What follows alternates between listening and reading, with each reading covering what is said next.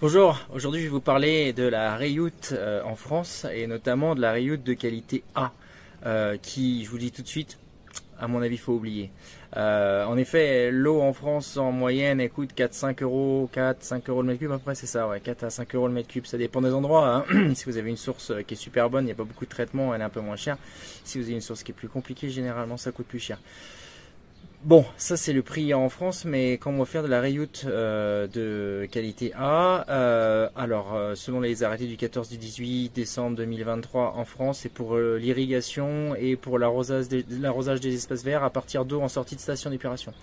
En sortie de station d'épuration, on a des eaux déjà d'une qualité pas mal, hein, on va dire DCO 90, MES 30, DBO5 30, c'est à peu près les normes les plus fréquentes.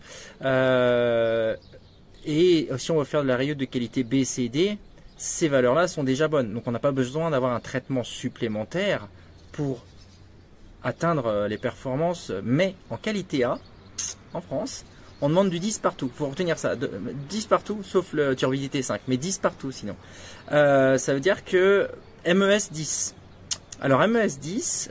bon, la plupart des procédés ils vont vous garantir MES 30, ça c'est un standard, on va dire que c'est pas très compliqué.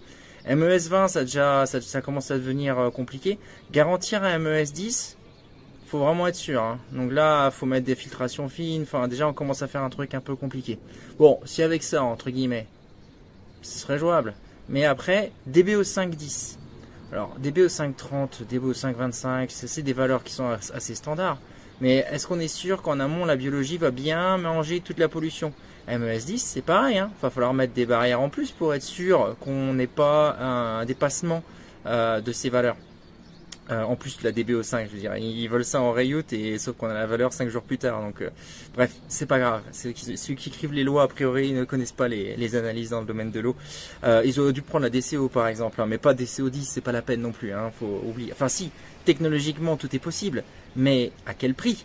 Parce que, alors c'est pareil, après il y a plein de normes sur les bactéries. Disons qu'elles sont toutes jouables, sauf les spores. Les spores, c'est chaud. Hein. Donc pareil, 10, hein, 10, 10, 10, 10, 10 partout. Franchement, les spores, pour atteindre 10, pour garantir 10, faut bombarder en traitement. Enfin, si on veut faire de la qualité A en France, techniquement tout est possible, mais il y a tellement de technologies à mettre en place en sortie de l'eau pour pouvoir la réutiliser, que votre eau au mètre cube va vous coûter entre 50 et 100 euros le mètre cube. Versus 5 euros le mètre cube à l'eau du robinet. Est-ce que ça vaut le coup d'aller faire une usine à gaz pour recycler de l'eau? Alors je dis pas si vous avez des volumes de malades et que vous allez réussir à entre guillemets à dissiper vos coûts pour pouvoir rester en dessous, pouvoir atteindre le 5 euros le mètre cube, ben super.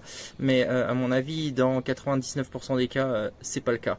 En gros, les seules technologies qui peuvent vous garantir ces résultats, c'est les technologies membranaires.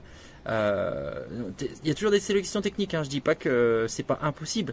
C'est toujours la question, c'est mais à quel prix? Mais à quel prix? Voilà. Donc en gros, en France, si vous voulez faire de la Reyout en sortie de station d'épuration et que vous voulez faire de la A, vous laissez tomber. Le meilleur ratio qualité-prix, j'aurais tendance à vous dire, c'est le B. Faites du B, faites pas du A.